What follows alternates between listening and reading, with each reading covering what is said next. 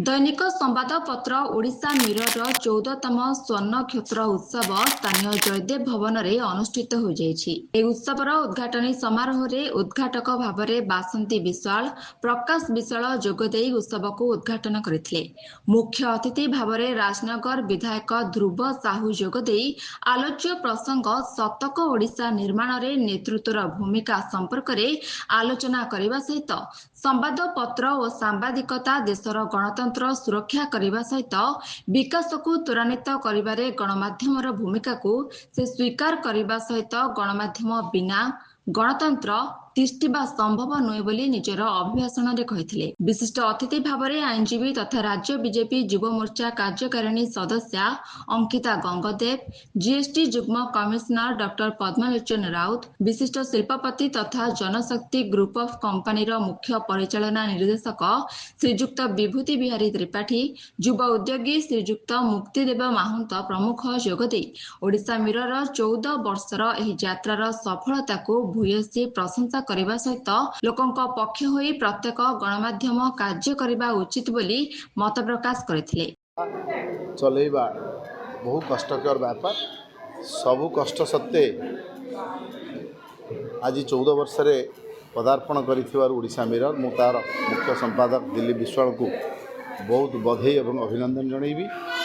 सबुठु बड़ कथा है गणमाध्यमर मौलिकता को रक्षा करी गणतंत्र सजाग प्रहरी है साधारण जनता का स्वर साजिबा ओडिशा मिरर पई गोटे बड़ उपलब्धि। ये अवसर में ओडिशा मिरर समस्त पाठक शुभेच्छु प्रशंसक पृष्ठपोषक मु समस्त को धन्यवाद और अभिनंदन जनइबी। नहीं ये तो गोटे ये भल माने गोटे ऑर्गेनाइजेशन जोटे कर बहुत भल एंड ओडिशा मिरर भी मुझे इट्स ए रेपुटेड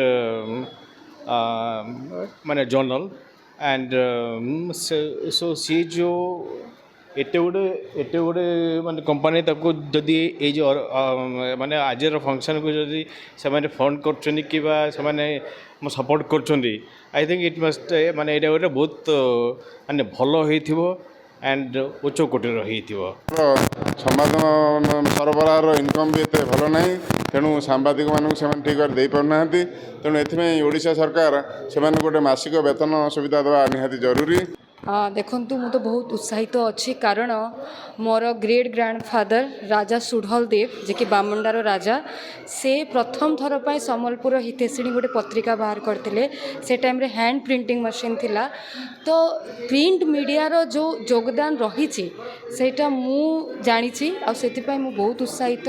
सेपरि द्वितीय पर्याय गणमाध्यम और पत्रकार अधिवेशन में दैनिक संवादपत्र सरकार मुख्य संपादक doctor Prakash Rath, MBC TV deputy editor Malayranjan Mahanti, लेखिका और सांबादिका बनस्मिता पति, स्तंभकार अजय कुमार नायक प्रमुख जोगदे आलोच्य प्रसंग ओडिशा रे सांबादिकतार भविष्यत और सांबादिकों भविष्यत उपरे आलोकपात करथिले। ए अधिवेशन को ओडिशा मिरर संयोजक दिलीप कुमार विश्वाल परिचालना करथिले। ए अवसर में विशिष्ट व्यक्तिविशेष मानकु न्यूज मेकर सम्मान रे सम्मानित करा जायथिला।